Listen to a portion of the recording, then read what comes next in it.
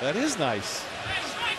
Father Time is undefeated, and there are certain points it rears its ugly head, and that was one of them. Tell you what, though, he has been kicking Father Time's butt all season long. Terrific.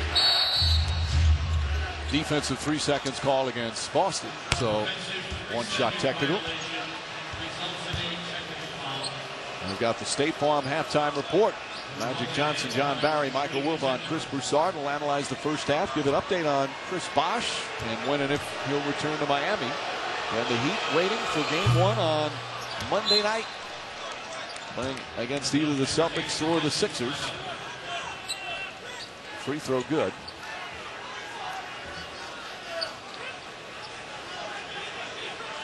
Those shooting numbers, again, neither team averaging 90 in this series. Stolen by Bass. And the finish. Doug Collins, when he was a TV commentator, always talked about finishing quarters strong. And right now his team with a couple of lapses here to end the second. And it all started with Kevin Garnett's denial of the pass. A foul call. I almost thought they had another turnover in fast break. Instead, the foul goes against Pierce. That's his second. Team's fourth. First in the last 2 minutes.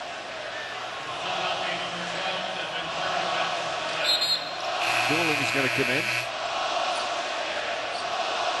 Crowd voicing their displeasure. Rondo taken out with 2 fouls. For wanting to make sure he doesn't pick up that third before halftime. Pierce arguing with Monty McCutcheon, who looks like he's just about had enough for the conversation. Well, Pierce with 2 fouls, just 2 of 6 from the field. And watch how Garnett's trying to deny the inbounds. Alex Brandon Bass doing a good job on the last possession, which forced the turnover. Put it in the hands of Lou Williams. Dueling on Williams. Williams fakes, pulls up, in and out, won't go. Bass tips it to Ray Allen. Good defense from Dueling, not going for the fake. And a whistle. And a timeout call by Doc Rivers. Going to use his 22nd timeout with 7 seconds remaining. We'll take a quick break and come back to finish up the first half here in Boston. Can sometimes be overlooked. Here, guarding Elton Brand, denying the entry pass to Brand, which forces Iguodala to try a dangerous cross-court pass, leads to the Brandon Bass steal and dunk. It's those type of plays that Garnett never takes off, Mike. I have such great appreciation for his readiness to play and his competitive spirit on each and every possession. And whether it's game 7 or some meaningless game in the middle of February, on the 4th game of a back-to-back. Garnett short, and that will end the first half. Celtics go on a 7-1 run in the final minute and a half of the period, and they equal their largest lead of the game. Sixers shot so poorly, but continue to hang around with their defense and their fight here in game 7 from Boston. Meanwhile, Doris Burke now with Paul Pierce. Paul, what impact does it have when Brandon Bass is scoring and making those open jump shots? Well, that's going to be the key. You know, they're sending a lot of traps off me, off the down screens and off the pick and roll. You know, he's flashing high, getting good looks, so we just hope we can continue to knock him down. Despite Philly shooting an awful percentage for us to have, they are attached. How do you put them away? Well, we just got to get the tempo back. You know, try to get out in transition, get some easy baskets. We've been turning over in transition a lot, so we got to convert some of those baskets and just try to get easy opportunities. Paul, thank you. Mike. Well, the Celtics defense was excellent, holding the Sixers to 28% shooting from the field. The State Farm halftime report coming up. The gang in the studio will look at the first half and update the latest on Chris Bosh of the Miami Heat. Game 7 from Boston. The winner plays that Miami Heat team on Monday night. Andre Iguodala, the Sixers' lone all-star, with a ferocious dunk. But the veteran Celtics have the 8-point advantage after the first 2 quarters.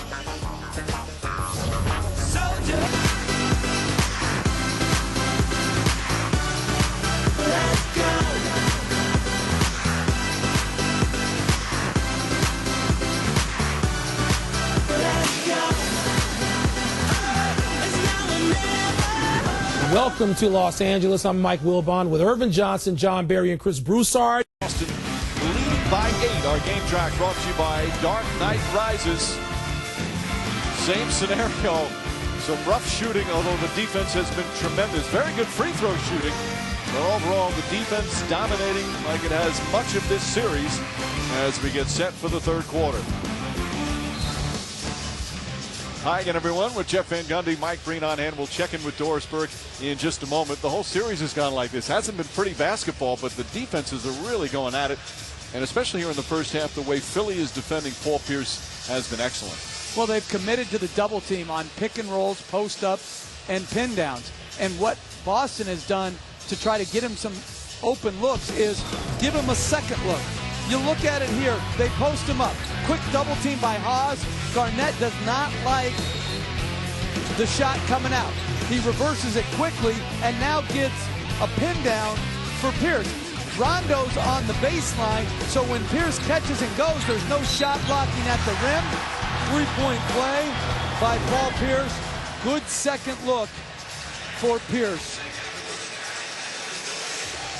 Meanwhile, for the 76ers, again, 28% from the field. You want to look at the shot chart? There's a lot of red. And Mike, to add to that, they're usually a very low turnover team, and they've already turned it over 8 times. They've got to shoot better, but they've also got to handle the ball better against the Celtics' pressure. And they've not been a good shooting team all season. Certainly not one of the better ones. There's a foul call on Ray Allen. But their defense, once again, keeping them in games as we send it to Doris. Well, the turnovers were exactly what associate head coach Michael Curry talked about. He said, we're hurting ourselves, giving them some points, getting them out in transition. He said, we actually like what we did in our half-court defense. He said, in our half-court offense, we've got to continue to move the basketball. He said, we've got to make shots. I said, so make Miss League? He said, yes, ma'am. Mike. Yes, ma'am. As Hawes misfires right there. Brand gets fouled. Well, they set an NBA record this year for fewest turnovers per game ever since they started keeping that stat. The Pistons, the team about 6 years ago, had it. But a tremendous number, just over 11 turnovers a game. That is a great number. And just they've turned it over too many times here so far. Well, one of the ways you beat yourself in this league is to turn it over. And sometimes you can amaze yourself at how many games you can win if you just don't beat yourself. And by turning it over that few times, you're maximizing your chances to have extra possessions versus a more careless team. And you talk about why some teams are more than others. Coaching has a lot to do with it. Doug Collins tells his player, crazy passes, you won't play for me. If you are careless with the basketball, you'll be on the bench.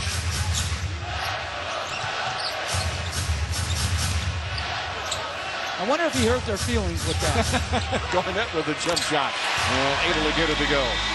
You know, another guy, no matter where he coached, whether it was Detroit or Minnesota, Flip Saunders teams were always one of the very best. Meanwhile, this is the largest lead for the Celtics. Holiday misses. Hawes tries to keep it alive, picked up by Garnett. And Mike, Flip Saunders is actually working for the Boston Celtics as a consultant during these playoffs. He's here in the building, he's been with them. Ray Allen way off.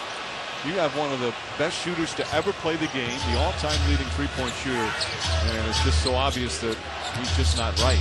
He doesn't really have that balance that you normally see. Ankle giving him so many problems. Iguodala misses that. I mentioned earlier about Iguodala struggling from 3. He was brutal against Chicago. He's actually shot it very well in this series, but not that time. Garnett drives past Brand and draws the foul. It's going to be 2 on Brand. And what we showed at halftime was the same thing that the Celtics just did that time. Garnett enters to Pierce, double team, back out to Garnett, moves it to the weak side, and then gets Pierce on the pin down again. And Pierce then found Garnett a second time, and Garnett drew the foul. Shot clock down to 7. Pierce chased by Iguodala on the pull-up. Pierce shot won't go. Garnett offensive rebound. Back out Allen. He squared that time, and again too strong. Ray Allen 1 of 8 from the field, 0 for 5 from downtown. Celtics haven't made a three-pointer. They've tried 11 of them. Brand, little fake. More missed shots. Another one of those games you can really pad your rebounding stats. Allen trying to front inside on Turner. And Turner with a good move. And Doug Collins' hope is that Evan Turner, because he does have limited shooting range, becomes a better and better post-up player because he has great size and some good instincts in the paint. That's his first bucket of the night. Pierce back to Rondo. Rondo on the drive, scoop layup. Lead back up to 9, equaling the largest of the game.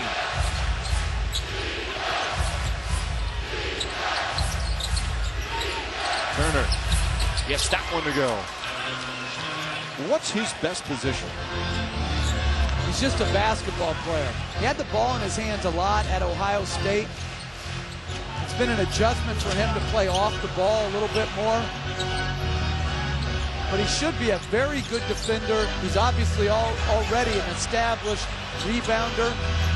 Iguodala deflects it. Shot clock winding down. Pierce is going to have to jack one up. On the pull-up. Gets it to go as the shot clock expires. Holiday runs down the other end. That gets the crowd going as well. Drew Holiday can't connect. Elton Brand tries to tip it. Picked up by Rondo.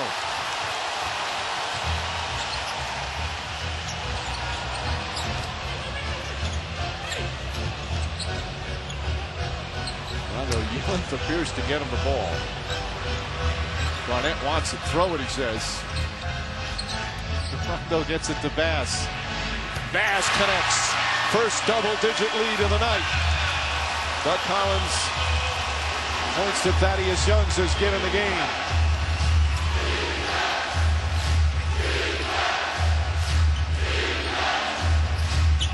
Iguodala on the drive. Turner fakes. Pulls up. A couple of good buckets from Turner.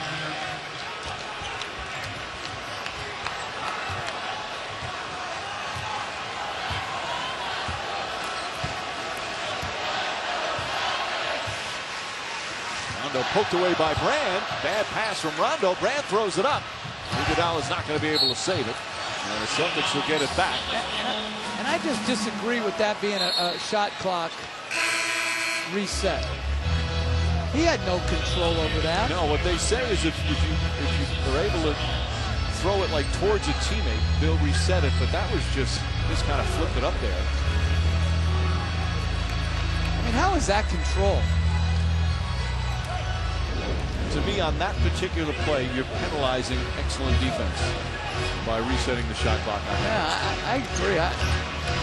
Alley-oop to Garnett. Ball tipped, taken by Bass. Rondo shuffle pass, Ray Allen. Garnett, wide open jumper. And Thaddeus Young the rebound. Iguodala races down the floor. Double clutch, throws it behind. Young able to tip it. Holiday hits a three. Big bucket from Philadelphia. That cuts it to 6. You know, granted, it's still early in the third quarter. And the Celtics look like they're on the verge of perhaps pulling away a bit. Although nobody's shooting well enough to even think about that, I guess.